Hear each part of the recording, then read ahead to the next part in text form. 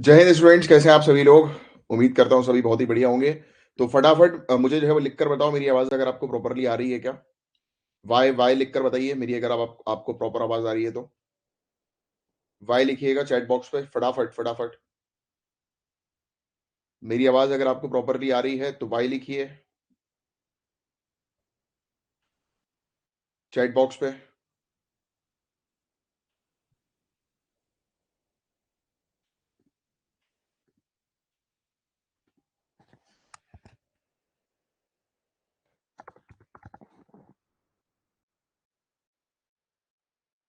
जल्दी से chat box का यूज़ करें। रुचि, शिवम, आई थिंक आप लोग ऑनलाइन है। All right all right all right, very good. तो चैट बॉक्स का उपयोग जो है वो करिएगा आप लोग, जो जैसे जैसे मैं बताते जाऊंगा वैसे वैसे जो है वो आप मुझे रिप्लाई करिएगा। तो चलिए हम लोग स्टार्ट करेंगे हमारे सेशन को। सबसे पहले तो मैं आप लोग को एक चीज ये बता देता हूँ कि आप लोगों की 1 जनवरी 2024 से शाम में 7 बजे रोज जो है वो मॉडर्न इंडियन हिस्ट्री की एक क्लास होगी, जिसमें पूरी किताब जो है मॉडर्न इंडियन हिस्ट्री की बीएल ग्रोवर की, ये किताब हम पूरी की पूरी कंप्लीट करेंगे। और जो भी हमारे जनरल स्टडीज के बैच के स्टूडेंट्स हैं उन लोग को ये कोर्स अलग से नहीं लेना है। बट अगर जो अलग से ये कोर्स लेना चाहते हैं तो मात्र 15 दिन में पूरी मॉडर्न इंडियन हिस्ट्री कि एक किताब हम फिनिश करेंगे प्रॉपर अंडरस्टैंडिंग के साथ, और हर एक पन्ने को रीड करवाया जाएगा। और रीड करवा के 15 दिन में ये मेरी जिम्मेदारी होगी कि आपकी ये किताब जो है वो पूरी कंप्लीट होगी। और इसकी फीस है मात्र 49 रुपीज, और सिर्फ 100 लोगों की एंट्री है इसके अंदर। तो जिनको भी ज्वाइन करना है इस बैच को जो है वो आप ज्वाइन कर सकते हो। बहुत ही बेहतरीन बैच है ये आप लोगों के लिए। सो अभी जो ये सेशन आपका चल रहा है ये करंट अफेयर्स का सेशन है, और जिसमें हम लोग कंप्लीट न्यूज एनालिसिस कवर करते हैं, और इंग्लिश हिंदी दोनों में ही एनालिसिस कवर करवाई जाती है। क्वेश्चंस आंसर फॉर्मेट में और एमसीक्यू के थ्रू जो है वो आपके पूरे करंट अफेयर्स यहाँ पर कवर करवाए जाते हैं। और हर प्रकार की जितने भी गवर्नमेंट एग्जामिनेशन है, जहां पर भी आपको पता ही है कि आज की डेट में गवर्नमेंट एग्जामिनेशन में करंट अफेयर्स का वेटेज बहुत ज्यादा हो गया है, स्पेशली सिविल सर्विसेज, यूपीएससी, और जितने भी गवर्नमेंट एग्जामिनेशन है। तो ये जो करंट अफेयर्स का जो लेक्चर है ये ऑल राउंडर है आप लोगों के लिए। सभी गवर्नमेंट एग्जामिनेशन में जो चीज हम प्रोवाइड कराते हैं उनसे रिलेटेड क्वेश्चन जो है वो आते हैं। ये मेरे बारे में कुछ जानकारी है। और इसके अलावा हमारा जो, अगर आप जीएस बैच को ज्वाइन करना चाहते हैं, जीएस प्लस करंट अफेयर्स का बैच, तो ये हमारा बैच है। इसकी पूरी डिटेल्स यहाँ पर लिखी हुई है।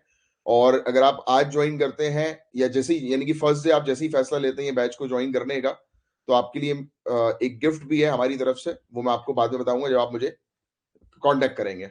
और कांटेक्ट कहाँ पर करना है, तो ये नीचे नंबर दिया हुआ है 9713282838, इस नंबर पर कांटेक्ट करना है। तो मैं आपको एक आइडिया देता हूँ। देखिए, इस प्रकार से इंग्लिश और हिंदी दोनों में हम लोग न्यूज़ कवर करते हैं, और इस प्रकार से फॉर्मेट में, क्वेश्चन आंसर फॉर्मेट में ये न्यूज़ कवर करवाई जाती है। तो सबसे पहले तो मैं आप लोग को बता देता हूँ आज कौन से टॉपिक्स हम लोग कवर अप करने वाले हैं। तो इंडिया और ओमान के रिलेशनशिप को हम लोग जो है वो डिस्कस करेंगे, ओमान कंट्री, राइट। तो ये काफी इंपॉर्टेंट टॉपिक है। फिर हम डिस्कस करेंगे केस के बारे में, द डार्क फाइबर केस। इस टॉपिक के अंदर जो है वो आपसे पूछा जा सकता है डार्क फाइबर के बारे में कि ये डार्क फाइबर क्या है। 7 करोड़ रुपए का जुर्माना जो है वो लगाया गया था सेबी ने एनएसई के ऊपर। तो इसी के बारे में हम डिस्कस करेंगे। केस को उतना ज्यादा डिस्कस नहीं करना है हम लोग को मेनली डार्क फाइबर पर मेन फोकस जो है वो रखना है। फिर मिनिस्ट्री ऑफ माइंस के नए इनिशिएटिव आ गए हैं। ये फोकस करनी है कि जो डीप मिनरल्स जो हम लोग को देखने को मिलते हैं, डीप मिनरल्स का मतलब जो बहुत गहराई पर जो हम लोग को मिनरल्स देखने को मिलते हैं, जैसे गोल्ड हो गया, राइट। तो इनकी जो माइनिंग है, राइट, तो उसको कंप्लीट करने के लिए एक नया इनिशिएटिव, एक नई पहल हम लोग को मिनिस्ट्री ऑफ माइंस की तरफ से देखने को मिली है। फिर एक स्कीम है dare to dream scheme, Hindi में भी इसको D2D कहना है, डेयर टू ड्रीम। ये काफी इंपॉर्टेंट स्कीम है। इससे रिलेटेड एक दो बार क्वेश्चंस पहले पूछे जा चुके हैं, दोबारा से पूछे जा सकते हैं। तो इसके बारे में हम लोग पढ़ेंगे। फिर वर्ल्ड बैंक का लॉजिस्टिक परफॉर्मेंस इंडेक्स 2023 जो हम लोग को देखने को मिल रही है, तो ये लॉजिस्टिक्स क्या होते हैं, ये लॉजिस्टिक परफॉर्मेंस इंडेक्स में क्या चीज सामने नजर आई है, इंडिया की क्या रैंक आई है, तो ये पूरी चीज हम लोग जो है वो कवर अप करेंगे। Then tax inspectors without borders programme, तो ये काफी इंपॉर्टेंट प्रोग्राम है, तो ये आपको ध्यान में रखना है। ओईसीडी का ये प्रोग्राम है जिसके बारे में हम लोग चर्चा करेंगे। ओईसीडी और यूएनडीपी का इनिशिएटिव हम लोग को देखने को मिल रहा है।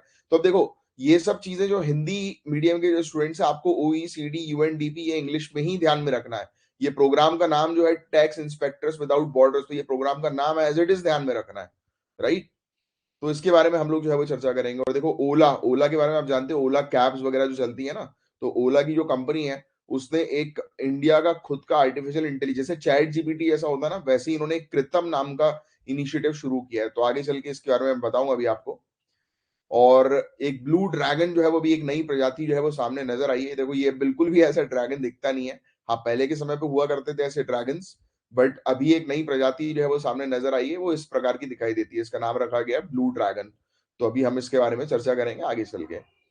फिर एक साइक्लोन हम लोग को देखने को मिला था, मिचाउंग मिचाउंग साइक्लोन हम लोग को देखने को मिला था। और उस साइक्लोन के कारण तमिलनाडु में जो है वो ऑयल स्पिल हुआ है, यानी कि तेल जो है वो गिर गया। और आपको पता है कि तेल गिरना समुद्र में कितना ज्यादा डेंजरस होता है, और आप देख सकते हैं कि इस प्रकार से साफ सफाई जो है वो की जा रही है। तो इसके बारे में हम लोग चर्चा करेंगे। आर्द्र भूमि जो होती है, वेटलैंड जो होता है, उसके बारे में भी हम जो है वो चर्चा करेंगे। तो ये काफी इंपॉर्टेंट टॉपिक है। चलिए हम लोग स्टार्ट करते हैं हमारे टॉपिक्स को। ऑल गुड, सभी को टॉपिक्स कौन से हम डिस्कस करने वाले हैं, सबको क्लियर है ये सब टॉपिक्स? फटाक से वाई लिख दो, फटाक से वाई लिख दो, सबको समझ में आ रहा है तो।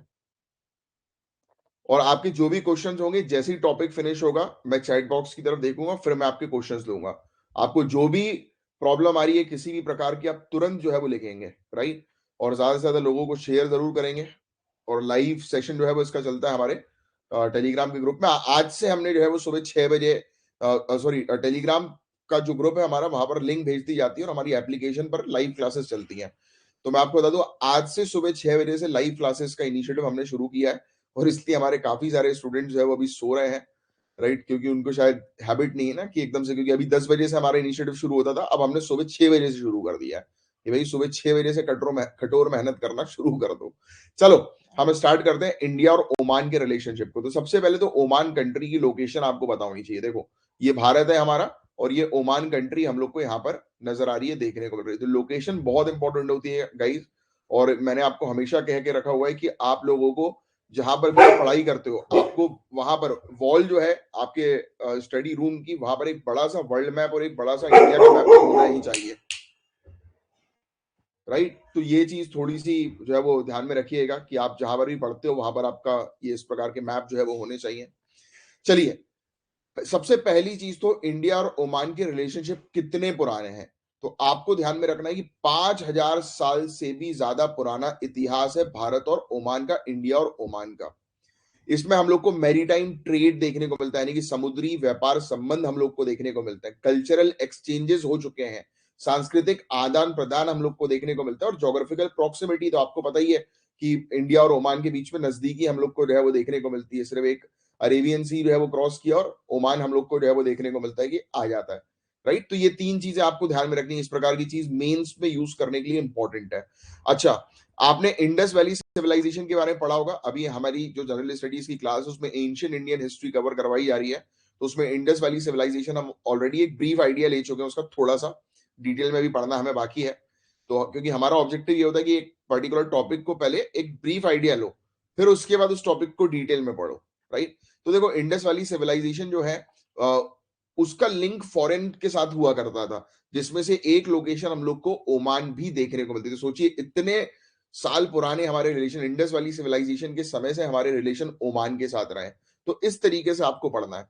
और ओमान का स्ट्रेटेजिक लोकेशन, क्योंकि आप देख ही सकते हो कि ओमान जो है वो उस पर्टिकुलर क्षेत्र में, जो वेस्ट और ईस्ट दोनों सिविलाइजेशन को जो है वो बीच में, मिडिल, सेंट्रल एशिया अपन बोलते हैं ना, तो मिडिल पे हम लोग को जो है वो देखने को मिल रहा है, राइट? तो वो है, उसको जो है वो कनेक्ट करता है। तो ये चीज थोड़ी सी ध्यान में रखिएगा। और हमारे और ओमान के बीच में, राइट, जो राजनयिक संबंध, जिसको हम लोग डिप्लोमेटिक रिलेशनशिप बोलते हैं, जिसमें ऑफिसर्स जो होते हैं वो आते आते रहते हैं, तो वो 1955 में ये संबंध बने थे। और स्ट्रेटेजिक पार्टनरशिप हमारी 2008 से शुरू हुई, यानी कि रणनीतिक साझेदारी की रणनीति के तौर पर हम लोग काम करते हैं। जैसे काफी सारी मिलिट्री एक्सरसाइज, तो ये मिलिट्री एक्सरसाइज के नाम आपको जो है वो थोड़े से ध्यान में रखना है, राइट? जैसे कि हम लोग को अल नजा देखने को मिलता है, ईस्टर्न ब्रिज देखने को मिलता है, नसीम अल बहर हम लोग को देखने को मिलता है। तो इस प्रकार के सैन्य सहयोग जो है, मिलिट्री एक्सरसाइज जो हम लोग को देखने को मिलती है, जो आपको ध्यान में रखना है, अभ्यास, सैन्य अभ्यास, मिलिट्री एक्सरसाइज, राइट? तो ये चीज आप थोड़ी सी ध्यान में रखिएगा। फिर आगे की चर्चा करें तो एक प्रोजेक्ट हम लोग को जो है वो देखने को मिलता है, India Middle East Europe connectivity corridor project. क्या? India Middle East Europe connectivity corridor project. तो ये प्रोजेक्ट जो है, इस प्रोजेक्ट के थ्रू इंडिया और ओमान के बीच में जो है वो रिलेशनशिप काफी स्ट्रेंथन हुए हैं। हमारा जो ट्रेड है, बायलैटरल ट्रेड यानी कि ओमान और हमारे बीच का जो व्यापार है, वो 12 बिलियन यूएस डॉलर से ज्यादा हो चुका था 2022-2023 में। और जॉइंट वेंचर्स करीब यानी कि इंडिया और ओमान ने मिलकर जो कंपनी स्टैब्लिश करी है, वो 6000 से भी ज्यादा कंपनीज है जो स्टैब्लिश करी है इंडिया और ओमान ने मिलकर। और ये जो प्रोजेक्ट है India Middle East Europe connectivity project, तो ये भी एक इंपॉर्टेंट रोल प्ले करता है हमारे और ओमान के बीच में रिलेशनशिप को मजबूत बनाने के ऊपर, राइट। और देखो एक स्ट्रेट ऑफ हॉर्मूज हम लोग को देखने को मिलता है। ये जो लोकेशन है ना, आप ईरान की तरफ देखोगे मैप में, वर्ल्ड मैप में आप देखो, ये आपको उठा हुआ एक एरिया दिखाई दे रहा है। यहाँ पर अगर आप गौर से देखोगे तो ये देखो, ये उठा हुआ एरिया दिखाई दे रहा है, ये है स्ट्रेट ऑफ हॉर्मूज। ये ऊपर ईरान है और यहाँ पर स्ट्रेट ऑफ हॉर्मूज हम लोग को देखने को मिलता है। ये इस प्रकार के जो है वो ना स्ट्रेट से रिलेटेड क्वेश्चन आ जाते हैं, ये लोकेशन से रिलेटेड क्वेश्चन आ जाते हैं कि बताओ स्ट्रेट ऑफ हॉर्मूज कहाँ पर है, तो आपको ये आइडिया रखना है। तो देखो ये स्ट्रेट ऑफ हॉर्मूज भी एक इंपॉर्टेंट लोकेशन है, क्योंकि इस पार जितनी भी कंट्रीज हम लोग को देखने को मिलती है, यहाँ पर अगर आप देखेंगे तो ये जितनी भी कंट्रीज हैं, यहाँ पर ऑयल बहुत ज्यादा है, तेल जो है वो बहुत ज्यादा हम लोग को देखने को मिलता है। तो ये जो एक एरिया है, ये काफी इंपॉर्टेंट एरिया है, क्योंकि यहाँ से बहुत सारी जो शिप्स हैं तेल को लेकर जो है वो जाती हैं, राइट। तो इसलिए स्ट्रेट ऑफ हॉर्मूज की भी स्ट्रेटेजिक लोकेशन हम लोग को जो है वो देखने को मिलती है। देखो लिखा है ना, इंडिया के ऑयल इंपोर्ट के लिए स्ट्रेट ऑफ हॉर्मूज एक बहुत ही इंपॉर्टेंट है, एरिया है, राइट। फिर डुक्म पोर्ट एग्रीमेंट एक हम लोग को देखने को मिला, ड्यूक्म पोर्ट एग्रीमेंट। तो ये साइन हुआ था 2018 में, जिसने इंडिया और ओमान के बीच में जो है वो काफी अच्छे मैरीटाइम रिलेशनशिप जो है वो स्टैब्लिश कर दी है। बट आज की डेट में कुछ पर्टिकुलर चैलेंजेस भी हैं, चुनौतियां भी हैं इंडिया और ओमान के रिलेशनशिप के बीच में। वो चुनौतियों के बारे में भी आपको पता होना चाहिए, क्योंकि इस क्षेत्र में जो है सिक्योरिटी का इशू बहुत ज्यादा चलता है। अभी आपको पता है यूनाइटेड स्टेट्स और ईरान के बीच में एक इशू हुआ था।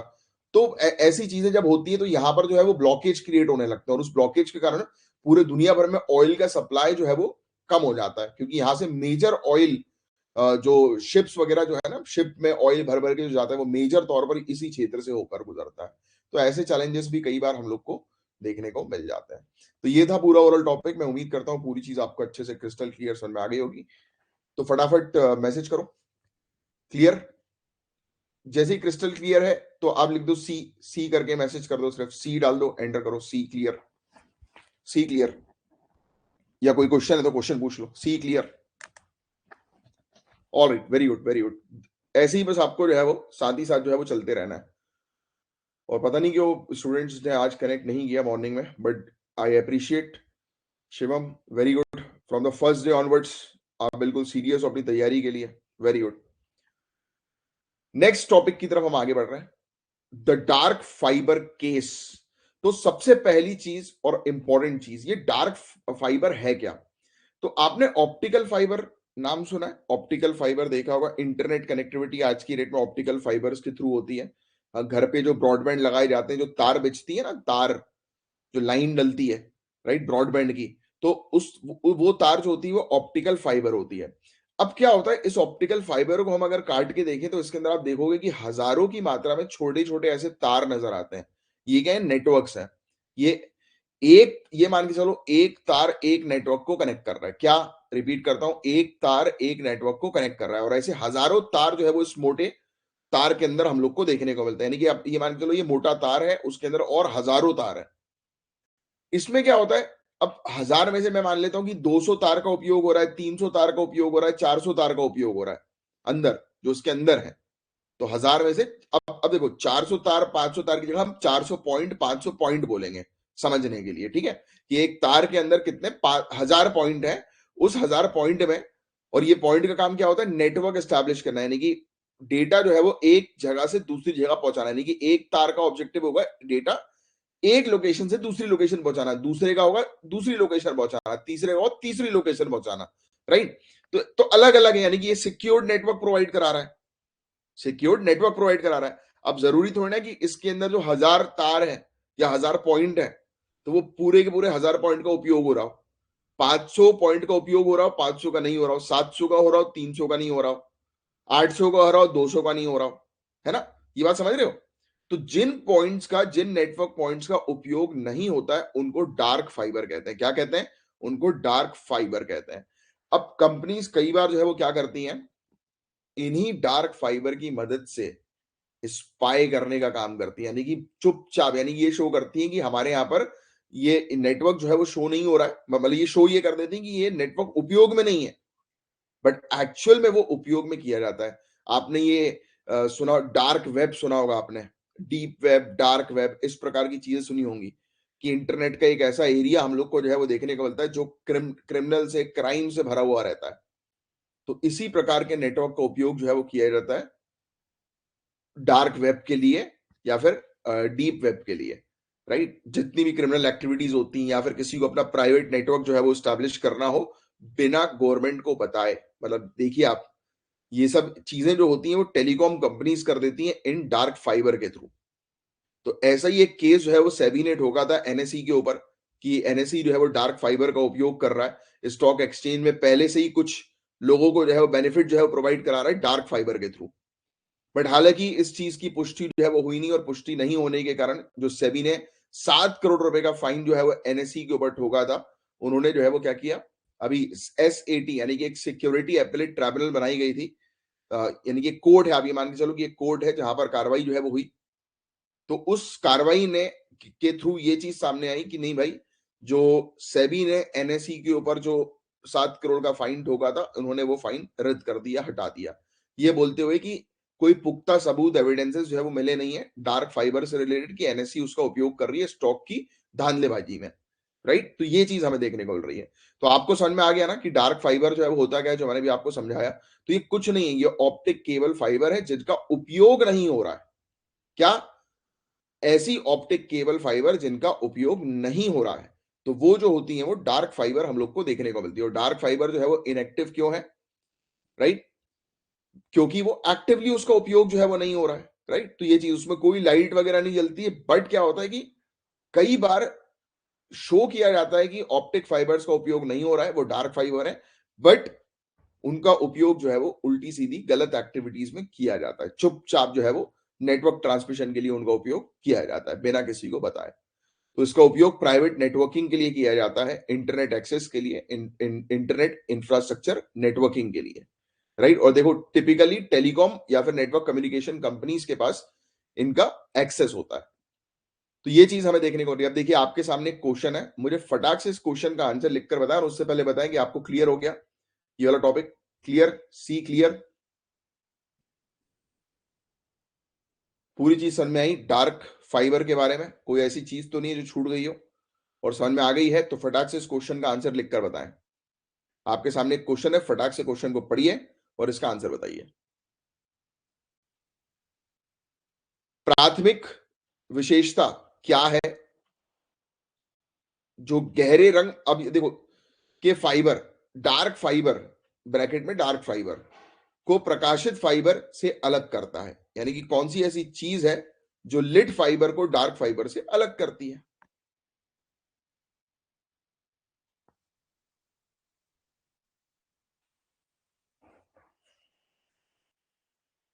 तो सी इसका करेक्ट आंसर होगा, क्योंकि ये एक्टिवली प्राइवेट नेटवर्किंग और इंटरनेट एक्सेस के लिए उपयोग में की जाती है। Very good, C correct answer इसका हम लोग को देखने को मिल रहा है। ठीक है,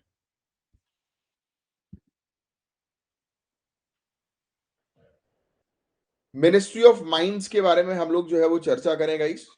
तो खान मंत्रालय या खनन मंत्रालय जो हम लोग को देखने को मिलती है, तो उन्होंने जो है वो एक नया इनिशिएटिव जो है वो सामने लेकर आई है, जिस इनिशिएटिव के थ्रू, जिस पहल के थ्रू ये फोकस कर रहे हैं किस चीज के ऊपर? क्रिटिकल और डीप सीटेड मिनरल्स के ऊपर। किसके ऊपर? क्रिटिकल और डीप सीटेड मिनरल्स, महत्वपूर्ण और गहरे खनिजों की खोज, एक्सप्लोरेशन के लिए ये काम कर रहे हैं। सिंपल शब्दों में मैं आपको समझाऊं तो ये जो ये क्रिटिकल और डीप सीटेड मिनरल्स कौन से होते हैं? जैसे गोल्ड, जो बहुत नीचे दबे हुए रहते हैं, तो इनकी खुदाई के लिए बेसिकली अब लाइसेंस प्रोवाइड किए जाएंगे नई नई कंपनीज को, जो एनपीईएस हमें देखने को मिलती है, नोटिफाइड प्राइवेट एक्सप्लोरेशन एजेंसी। यानी कि कुछ ऐसी एजेंसी जो है वो जो प्राइवेट है, तो उन वो भी प्राइवेट एजेंसी भी अब जो है वो लाइसेंस ले सकती है माइनिंग करने का, नीलामी में अपना टेंडर जो है वो दे सकती है। यानी कि टेंडर में अपनी एप्लीकेशन जो है वो फाइल कर सकती है नीलामी के लिए, राइट? कि वो जो है वो खुदाई करेंगे। तो पहले प्राइवेट एजेंसीज के लिए अलाउड नहीं था, अब प्राइवेट एजेंसीज के लिए भी अलाउ किया जा रहा है। ऐसा क्यों कर रही है मिनिस्ट्री ऑफ माइंस? क्योंकि वो चाहती है कि ज्यादा से ज्यादा एक्सप्लोरेशन हो, ज्यादा से ज्यादा खुदाई हो, ज्यादा से ज्यादा ये सब जो मिनरल्स हैं वो उपयोग में जो है वो लाए जाए, राइट? तो ये चीज हम लोग को जो है वो देखने को मिल रही है, क्योंकि देखो डिसीजन ये भी था। अब ये चीज आपको ध्यान में रखनी है, कई बार क्या होता है प्रोजेक्ट अप्रूव होने में डिले हो जाता है, तो उस डिले को खत्म करना है। कई बार हमें देखने को मिलता है कि प्रोजेक्ट अप्रूव तो हो गया बट उस पर काम शुरू नहीं होता है फंडिंग्स वगैरह के कारण, राइट? तो ये बोल रहे हैं कि नई कंपनीज आएंगी, प्राइवेट कंपनीज आएंगी, तो उनके पास फंड रहता है, नई नई टेक्नोलॉजी होती है, तो वो तुरंत काम जो है वो शुरू कर देंगे। फिर बड़ी बड़ी कंपनीज को जो है वो एनकरेज किया जा रहा है, इंटरनेशनल प्लेयर्स को एनकरेज किया जा रहा है कि वो सामने आए और वो खुदाई में जो है वो लगे, एक्सप्लोरेशन प्रोजेक्ट्स में जो है वो काम करें, राइट? तो ये चीज हम लोग को देखने को मिल रही है। बस इस टॉपिक के अंदर सिर्फ इतनी सी चीज थी। अब इस क्वेश्चन का आंसर लिखकर बताएं कि मुख्य उद्देश्य primary objective ministry of mines के नए इनिशिएटिव का क्या है? बताइए।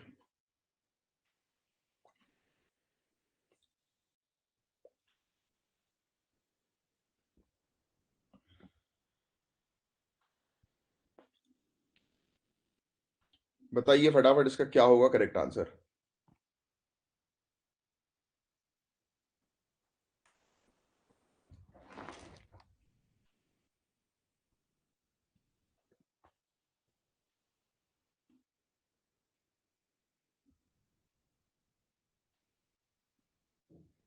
सी, परियोजना अनुमोदन, यानी कि प्रोजेक्ट अप्रूवल में देरी को समाप्त करना, प्रोजेक्ट अप्रूवल में डिले को समाप्त करना और प्रोजेक्ट एक्सिक्यूशन को एक्सेलरेट करना, परियोजना निष्पादन में तेजी लाना।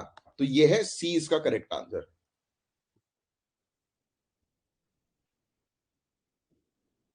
सी, सी करेक्ट है, बी नहीं है, सी करेक्ट है। रिस्ट्रिक्ट थोड़ा ना कर रहा है, प्राइवेट एजेंसी को तो अभी अलाउ किया गया ना, अभी हमने देखा, अभी पढ़ा थोड़ी देर पहले कि प्राइवेट एजेंसी को जो है वो अलाउ किया गया। अब आपसे प्रीलिम्स में क्वेश्चन पूछा ये जा सकता है कि बताइए डेयर टू ड्रीम जो स्कीम है वो किस मिनिस्ट्री की है? तो आपको ध्यान में रखना है मिनिस्ट्री ऑफ डिफेंस, जो हमारी रक्षा मंत्रालय है, उसकी यह स्कीम है डेयर टू ड्रीम स्कीम, पहला पॉइंट। दूसरा पॉइंट, अगर डिपार्टमेंट पूछ ले कि किस डिपार्टमेंट की स्कीम है, तो आपको डीआरडीओ ध्यान में रखना है, defence research and development organisation, रक्षा अनुसंधान एवं विकास संगठन। क्लियर? ये वाला पॉइंट पहला। दूसरा, किसकी याद में ये स्कीम लाई गई? तो हमारे honourable former president doctor APJ Abdul Kalam साहब, इनकी याद में ये स्कीम लाई गई। कब लाई गई? 2019 में। इस स्कीम में होता क्या है?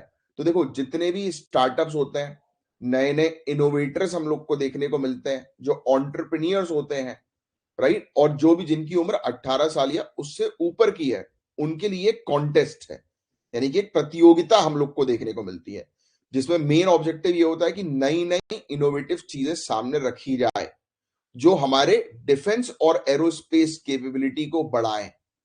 जो हमारा जो रक्षा क्षेत्र है या एरोस्पेस वाला जो आ, हम लोग को सेक्टर देखने को मिलता है, तो उसमें उसको मजबूत बनाने के लिए, उसको और आगे बढ़ाने के लिए जो भी ऐसे नए नए इनोवेशन आते हैं, तो उन इनोवेशन को जो है वो सेलेक्ट किया जाता है और उनको अवार्ड दिया जाता है। तो ये ऑब्जेक्टिव है डेयर टू ड्रीम कॉन्टेस्ट का। क्लियर? ये वाली बात समझ में आ गई? अब इसमें होता क्या है, इसमें देखा जाता है कि भाई कितनी साइंटिफिक चीजें का उपयोग किया गया है, डिजाइन कितना कंप्लीट है, राइट, टेक्नोलॉजी जो है वो कितनी रेडी हम लोग को देखने को मिल रही है टारगेट्स अचीव करने के लिए, गोल अचीव करने के लिए। तो ये सब चीजें देखकर उस पर्टिकुलर जो भी इनोवेशन जो होता है उसको सेलेक्ट किया जाता है और उसको अवार्ड दिया जाता है, राइट? तो ये चीज हम लोग को देखने को मिल रही है। बता दें इसका क्या होगा correct answer? Dare to dream जो कॉन्टेस्ट है, जो प्रतियोगिता है, उसका प्राथमिक उद्देश्य क्या है, मेन ऑब्जेक्टिव उसका क्या है? चार ऑप्शन है आपके सामने, फटाफट बताइए।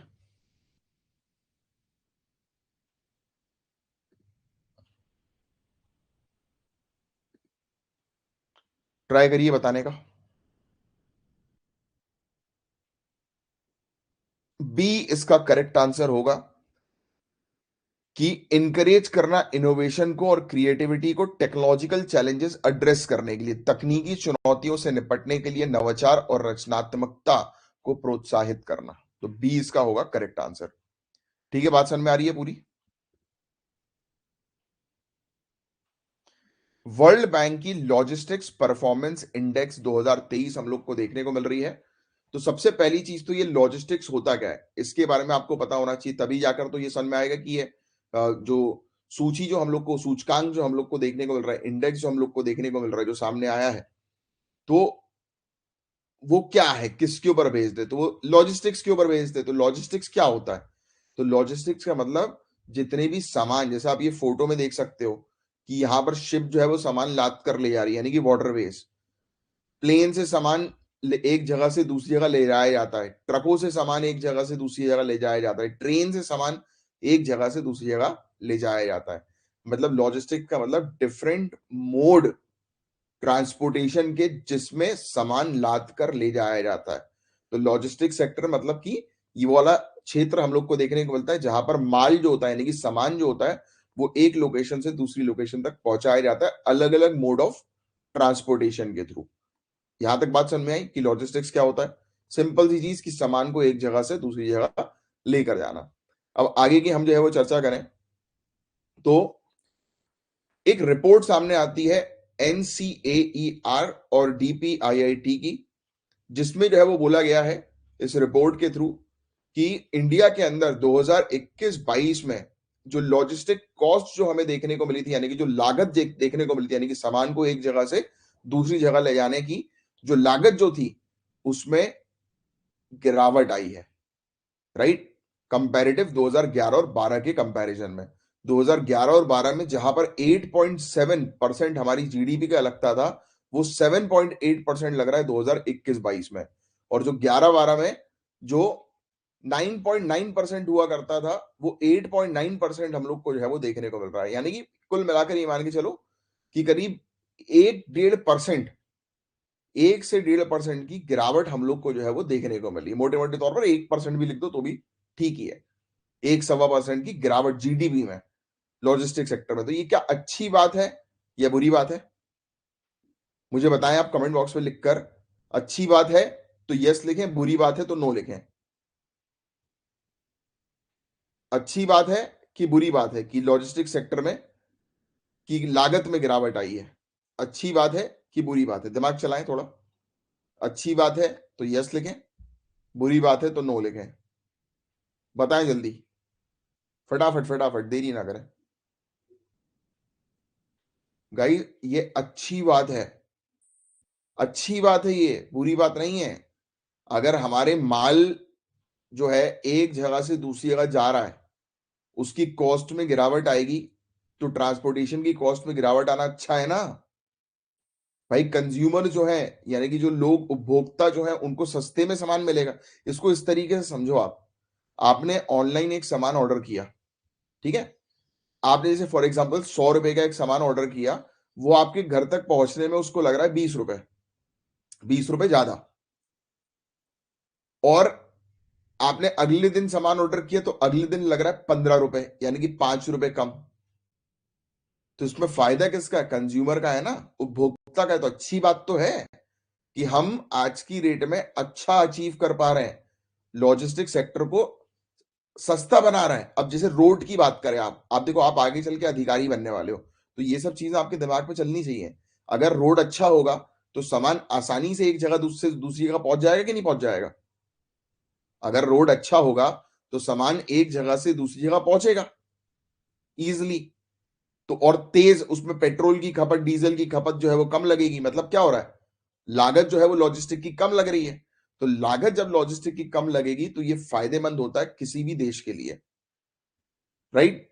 कि लॉजिस्टिक कॉस्ट कम लगना। हम आज की रेट में यही तो देखो, जैसे हम आज की रेट में मेहनत करते हैं कि भाई बिजली जो है वो, बिजली जो है वो उसका हमें ज्यादा से ज्यादा बेनिफिट मिले और लागत जो है वो कम आए, उसी से तो फायदा होगा। बात बात समझ में आ रही है? सटीक दिमाग में बैठ रही है कि नहीं? दिमाग में बैठ रही है तो हाँ लिखो, यस बैठ रही है। अब आगे की चर्चा करता हूं मैं। तो देखो इन्होंने क्या चीज बताई है, इन्होंने बताया है कि 2014, 15 और 16, 17 के बीच में जो फ्यूल जो है, जो तेल, जो ईंधन जो है, उसकी कीमतों में गिरावट आई। अब तेल की कीमत गिरेगी तो ऑब्वियस सी बात है हम लोग को देखने को मिलेगा ना कि लॉजिस्टिक कॉस्ट भी गिरेगी। अब जैसे डीजल जो है वो महंगा होगा तो ऑटोमेटिकली गाड़ी जो है वो रोड पे जो चलेगी, ट्रक से सामान जो है वो एक जगह से दूसरी जगह जाएगा तो वो सामान भी तो महंगा होगा। ऐसे समझो चीजों को, ये है इकोनॉमिक्स। इस तरीके से आपको पढ़ना है और समझना है। अब देखिए प्राइमरी डेफिनेशन लॉजिस्टिक की क्या है, तो मैंने आपको ऑलरेडी बता दी कि लॉजिस्टिक होता क्या है। इसका मतलब है कि जो भी, चाहे वो सामान हो, सर्विसेज हो, इंफॉर्मेशन हो, एक जगह से दूसरी जगह जा रही है, राइट, तो उसके फ्लो को जो है वो हम लॉजिस्टिक जो है वो कहते हैं। इसके अंदर बहुत सारी एक्टिविटी होती है, जैसे ट्रांसपोर्टेशन हो गया, स्टोरेज हो गया, भाई आप सामान को एक जगह से दूसरी जगह ले जाते हो तो वेयर हाउस में भी रखते हो, कई बार हैंडल करते हो, आपने देखा हो क्रेन जो है वो सामान को उठाकर एक जगह से दूसरी जगह रखती है, सप्लाई चेन को डिस्ट्रीब्यूट करते हो, तो ये पूरी चीज लॉजिस्टिक के अंदर जो है वो आती है। ये फैक्ट ध्यान में रखिएगा, इस प्रकार के चीजें मेंस में लिखने के लिए बहुत इंपॉर्टेंट है। अब आती है एक प्रीलिम्स के लिए काम की चीज। वर्ल्ड बैंक की लॉजिस्टिक परफॉर्मेंस इंडेक्स 2023 जो है उसमें इंडिया की रैंक 139 कंट्रीज में 38 आई है, जो काफी अच्छी रैंक है। पिछले साल के कंपैरिजन में हमने काफी अच्छा इंप्रूवमेंट किया है, और गुजरात टॉप पर जो है वो चल रही है। आगे की जो है वो चर्चा करें तो सरकार ने काफी सारे इनिशिएटिव्स उठाए थे, जैसे कि हम लोग को देखने को मिला कि कॉमर्स मिनिस्ट्री जो है उसमें डिवीजन लाए गए, उसमें भाग जो है वो बनाए गए वाणिज्य मंत्रालय के अंदर। लॉजिस्टिक्स एफिशिएंसी एनहेंसमेंट प्रोग्राम हमने शुरू किया। व्हीकल फ्लीट मॉडर्नाइजेशन प्रोग्राम हमने शुरू किया। गति शक्ति स्कीम हमारी हमें देखने को मिलती है, राइट। भारत माला प्रोग्राम है, सागर माला प्रोजेक्ट है, रेलवे फ्रेट कॉरिडोर हमने बनाए, ई एयर वे बिल हमने शुरू किया, ई कार्गो शुरू किया, नेशनल लॉजिस्टिक पॉलिसी 2022 हम लेकर आए। तो सरकार बहुत सारी स्कीम लेकर आई है जिसके थ्रू ये पॉसिबल हो पाया कि हमारी जो लागत है लॉजिस्टिक की वो घटी, और ये हमारे लिए काफी फायदेमंद है। तो पूरा टॉपिक अच्छे से समझ में आया तो यस लिखिए और फटाक से इसका आंसर बताइए।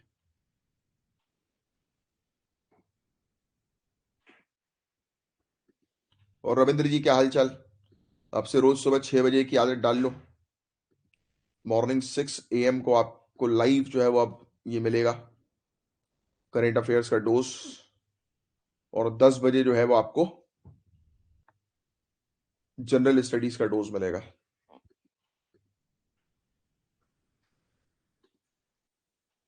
तो रविंद्र मेरी आवाज आ रही है? बताइए क्या होगा इसका आंसर फटाक से। रविंद्र आवाज आ रही है तो लिखिए। टॉपिक क्लियर हुआ तो फटाक से लिखिए सी। क्लियर सी। टॉपिक क्लियर है तो लिखिए सी। सी लिखिए सी।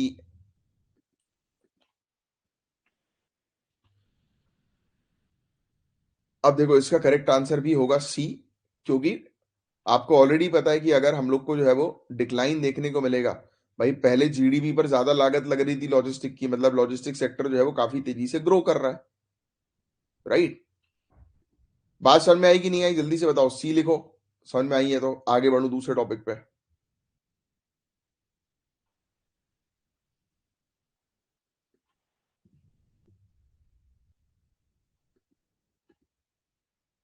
तो रविंद्र मेरी आवाज आ रही है?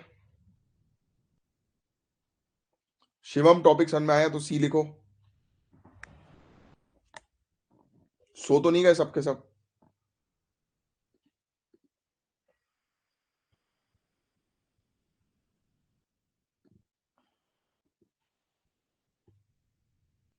जल्दी बता दिया हो, नहीं तो मुझे लगेगा कि आप तक पहुंच ही नहीं रहा है।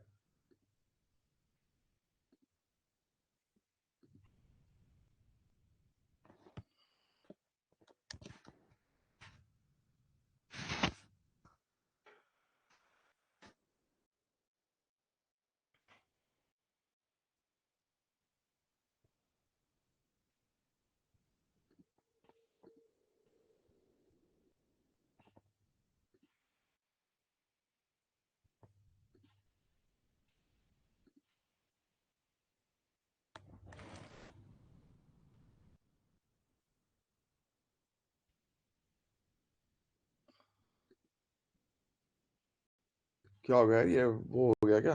हैंग हो गया क्या?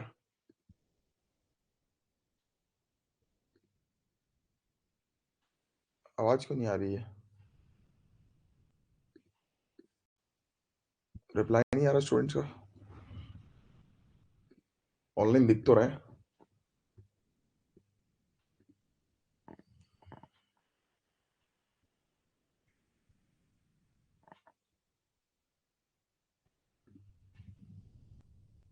अच्छा, कनेक्टिविटी का इशू आ रहा है। अच्छा अच्छा अच्छा, चलिए। Tax inspectors without borders programme, TIWB के बारे में हम लोग बात करेंगे। कुछ इस प्रोग्राम के नाम से कुछ ऐसा समझ में आ रहा है कि टैक्स इंस्पेक्टर्स को जो है वो भेजा जाएगा दूसरी कंट्रीज के अंदर, है ना। टैक्स इंस्पेक्टर्स दूसरी कंट्रीज में जाएंगे विदाउट बॉर्डर। का मतलब आपको पता ही है कि बॉर्डर का मतलब कौन सा क्षेत्र, इंटरनेशनल बॉर्डर वाला, राइट। एक कंट्री की जो बॉर्डर होती है। तो टैक्स इंस्पेक्टर्स विदाउट बॉर्डर मतलब टैक्स इंस्पेक्टर्स होंगे, वो क्या करेंगे, दूसरी कंट्री के अंदर जाएंगे। अब देखो, एक और चीज सुनिए। अब टैक्स इंस्पेक्टर के नाम से हमें लगेगा दूसरी कंट्री में जाकर किसी को पकड़ने जाएंगे, नहीं भाई। दूसरी कंट्री का अपना क्षेत्र अधिकार होता है, उनकी अपनी रूल्स रेगुलेशंस होती हैं। हमारे जैसे फॉर एग्जांपल इंडिया की तरफ से टैक्स इंस्पेक्टर दूसरी कंट्रीज में जाएंगे उन कंट्री को सिखाने के लिए कि कैसे आप मैनेजमेंट करो टैक्सेशन का, किस प्रकार से आप प्रबंधन करो इस तरीके का कि जिससे कि टैक्स सिस्टम आपकी कंट्री का अच्छा हो सके। बात समझ रहे हो? तो ये tax inspectors without border programme. ये वाली बात समझ में आई आप लोगों के कि ये प्रोग्राम क्या है? अब देखो, इस प्रोग्राम की फोटो में लिखा हुआ है UNDP और OECD। OECD मतलब organisation of economic cooperation and development, और UNDP यानी कि यूनाइटेड नेशन डेवलपमेंट प्रोग्राम। तो इन दोनों का ये प्रोग्राम हम लोग को देखने को मिलता है। तो यही जो चीज मैंने अभी आपको समझाई बस वही है। अभी ये प्रोग्राम जो है वो रिसेंटली लॉन्च हुआ है सेंट लूसिया में। अरे ये सेंट लूसिया क्या है? सेंट लूसिया कंट्री का नाम है। आप बोलोगे अरे पहली बार सुन रहे हैं कंट्री का नाम? शायद आप में से काफी सारे लोग पहली बार सुन रहे होंगे। पहली बार सुन रहे हैं तो वाई लिखो कि हाँ यार पहली बार सुन रहे हैं। तो देखो, जैसे ही कंट्री को देखो, नाम सुनो, उसकी लोकेशन देख लेना। ये कौन सा क्षेत्र है? ये साउथ अमेरिका का क्षेत्र है, वेनिजुला। यहाँ पर सेंट्रल अमेरिका, ऊपर देखोगे आप यूनाइटेड स्टेट्स। तो यहीं पर ही काफी सारे जो कैरिबियन सी पे आइलैंड है, उनमें से एक आइलैंड हम लोग को सेंट लूसिया देखने को मिलता है। क्या देखने को मिलता है? Saint Lucia. तो यह है सेंट लूसिया। क्या है भैया? Saint Lucia. तो सेंट लूसिया में हमें क्या चीज देखने को मिल रही है कि यहां पर हम जो है वो किनको भेज रहे हैं? अपने टैक्स इंस्पेक्टर्स को, यानी कि हमारे ऑफिसर्स को, जो वहां पर जाकर सिखाएंगे। टैक्स एक्सपर्ट्स होंगे जो वहां जाएंगे और सिखाएंगे कि हाँ भाई आप जो है वो क्या ऐसी चीज करो जिससे कि आपका tax administration, taxation system better हो सके। बात समझ में आई? तो सेंट लूसिया में हम लोग अपने ऑफिसर्स को जो है वो भेज रहे हैं। तो ये चीज आप थोड़ी सी ध्यान में रखिएगा। और ऑब्जेक्टिव यही होता है कि के अंदर टैक्स एडमिनिस्ट्रेशन बेटर करना, है ना। बस इतनी सी चीज बस आपको ध्यान में रखनी है, दैट्स इट। और 12 से 18 महीने का ये इनिशिएटिव होता है जिसमें ट्रेनिंग जो है वो दी जाती है दूसरी कंट्रीज को। बस इतनी सी चीज आप ध्यान में रखिए। बता दो भैया, प्राइमरी फोकस हम लोग को टैक्स इंस्पेक्टर्स विदाउट बॉर्डर्स का क्या देखने को मिल रहा है?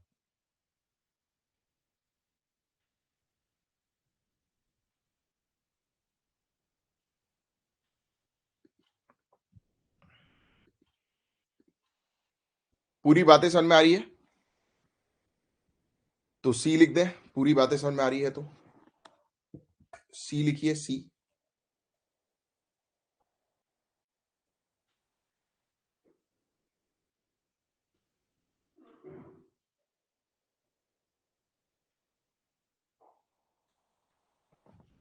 चलो, इसका जो करेक्ट आंसर जो होगा कि primary focus tax inspector without programme का हमें क्या देखने को मिल रहा है, तो बिल्कुल सही जवाब सी।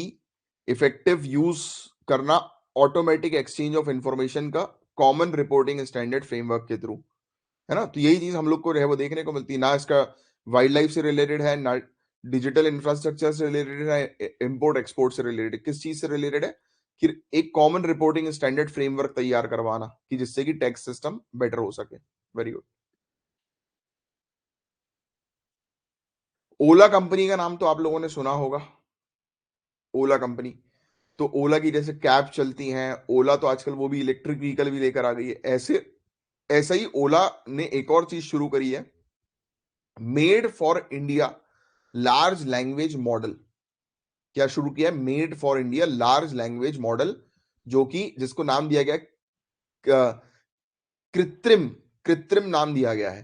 तो ये जो है ये इंडिया का खुद का आर्टिफिशियल इंटेलिजेंस है। मतलब जिस प्रकार से चैट जीपीटी है ना, तो जैसे आपको पता है चैट जीपीटी कैसे काम करता है। आप चैट जीपीटी को बोलते हो जो भी चीज आपको बोलनी है कि भैया 200 वर्ड का मुझे 1200 वर्ड का ये ऐसे चाहिए इस टॉपिक पे, तो वो आपको ऐसे दे देता है। आप उसको बोलते हो ईमेल लिख दो, तो वो ईमेल लिख देता है।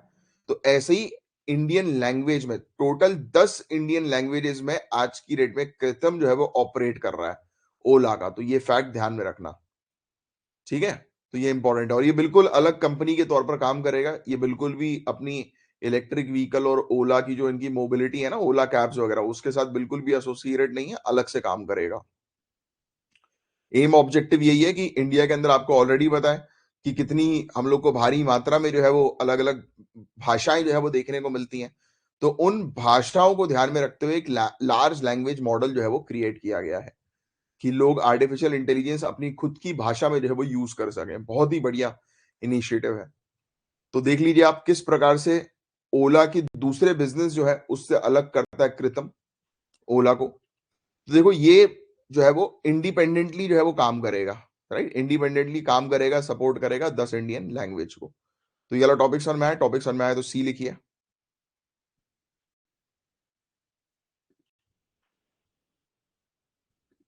फटाक से टॉपिक क्लियर हुआ तो सी लिखिए फटाफट। रविंद्र टॉपिक क्लियर हुआ? रविंद्र का रिप्लाई क्यों नहीं आ रहा है?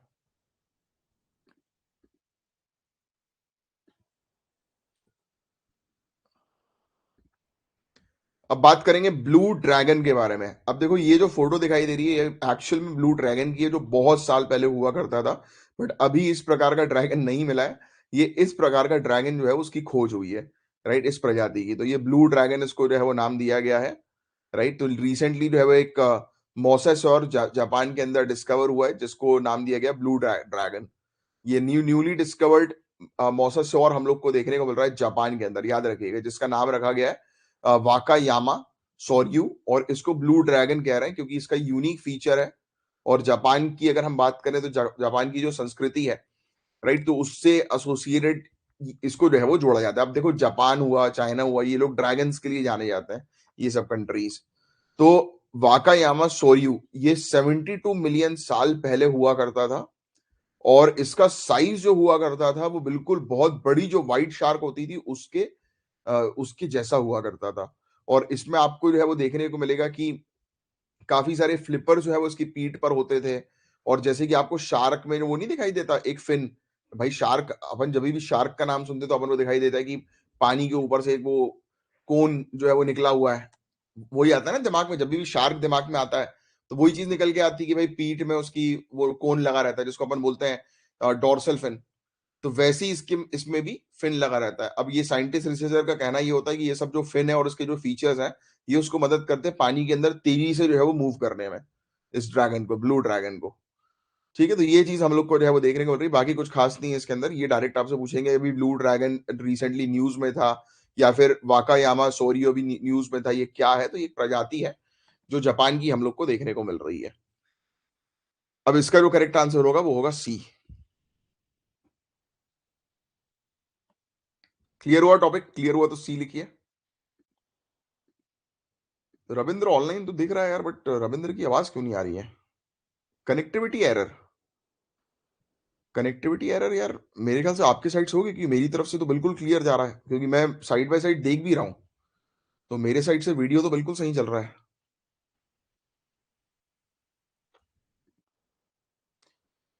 अब देखो गाइस, अभी एक साइक्लोन आया था जिसके बारे में मैंने आपको पढ़ाया था, मिचांग।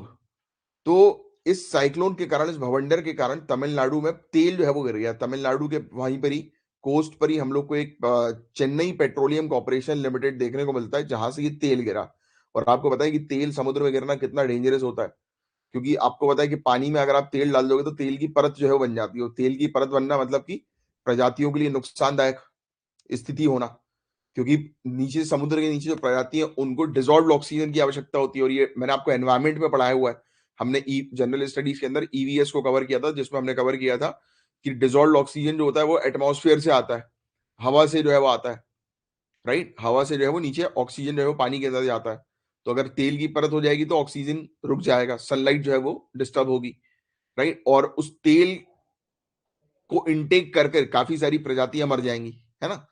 तो अभी उसी को साफ करने का जो है वो काम चल रहा था और ये कहाँ पर हम लोग को देखने को मिला, तो तमिलनाडु में। ये लोकेशन ध्यान में रखना आप लोग, इन्नौर क्रीक और बकिंघम कैनाल। तो ये चीज़ आपसे पूछी जा सकती है कि बकिंघम नहर जो है वो कहाँ पर है या इन्नौर क्रीक जो है वो कहाँ पर है, तो ये तमिलनाडु में है। तो ये लोकेशन से रिलेटेड ऐसे क्वेश्चन आ सकते हैं। तो इन्नौर वेटलैंड आपको याद हो तो मैंने आपको आर्द्र भूमि के बारे में, वेटलैंड के बारे में बहुत डिटेल में पढ़ाया हुआ है कि ये बहुत इंपॉर्टेंट होता है। तो आज की डेट में ये वेटलैंड पॉल्यूशन से जूझ रहे हैं और वेटलैंड एक ऐसा क्षेत्र होता है जहाँ पर काफ़ी सारी प्रजातियाँ रहती हैं, सर्वाइव करती हैं और वो अगर एरिया अगर पॉल्यूटेड हो गया तो सोचो आप एनवायरनमेंट को कितना डैमेज होगा, कितना खतरा होगा। तो बहुत समय से इवन एनजीटी ने कई बार जो है वो वार्निंग दे रखी है कि भाई जल्दी से जल्दी इसको जो है वो सही करो, बट अभी तक जो है वो स्टेट गवर्नमेंट जो है वो इस वेटलैंड को प्रोटेक्ट नहीं कर पा रही है। तो ये भी एक इशू है आज की डेट में। बस ये था पूरा ओवरऑल टॉपिक इससे रिलेटेड। तो कौन सी कंपनी से रिलेटेड, ये क्वेश्चन तो फालतू का क्वेश्चन है, ऐसे क्वेश्चन वैसे आते नहीं। पेट्रोलियम कॉर्पोरेशन लिमिटेड, ये कभी कभी स्टेट पीएससी ऐसे क्वेश्चन जो है वो पूछ लेते हैं। तो मैं उम्मीद करता हूँ ये वाला टॉपिक आपको क्लियर हुआ होगा। ये वेटलैंड का नाम थोड़ा सा बस ध्यान में रखना और इसकी लोकेशन। तो आज का ये हमारा लास्ट टॉपिक था गाइस, और मैं आपको बता दूं कि ये हमारा जनरल स्टडीज का बैच है और प्लस मैंने आपको ऑलरेडी बताया हुआ है कि एक बैच और है। हम लोग 1 जनवरी 2024 से शुरू कर रहे हैं रेगुलर बेसिस पर शाम में 7 बजे से 2 घंटे की, 7 से जो है वो 9 बजे तक की क्लास जो है वो होगी, जिसमें हम लोग मॉडर्न इंडियन हिस्ट्री की बीएल ग्रोवर की किताब पूरी फिनिश करेंगे। 15 दिन का सेशन है। जो भी हमारे स्टूडेंट्स जनरल स्टडीज के हमारे बैच में, तो उनको सेशन ज्वाइन करने की जरूरत नहीं है अलग से। बट जो बैच में नहीं है बट फिर भी वो पढ़ना चाहते हैं, सेशन ज्वाइन करना चाहते हैं, तो मात्र 49 रुपीज में आप सेशन को ज्वाइन कर सकते हो। उससे रिलेटेड जो भी आपको डिटेल चाहिए तो इस नंबर पर कांटेक्ट करके आप डिटेल ले सकते हो। प्लस ये हमारा जीएस का बैच है, प्रॉपर तैयारी करवाई जाती है सिविल सर्विसेज की और बहुत ही अफोर्डेबल फीस में। तो इससे रिलेटेड जो भी आपको जानकारी चाहिए तो इस नंबर पर आप व्हाट्सएप कर सकते हैं। तो सब क्लियर सबको, सभी टॉपिक्स? बहुत अच्छा लगा, स्टडी में इंटरेस्ट आ रहा है। बिल्कुल शिवम, बस रेगुलर रहो तो मजा आएगा आपको। बस रेगुलरिटी आपको मेंटेन करके रखनी है। अब मिलेंगे हम लोग कल सुबह 6 बजे करंट अफेयर्स की क्लास में, और अब जनरल स्टडीज की क्लास सुबह 10 बजे होगी। जय हिंद।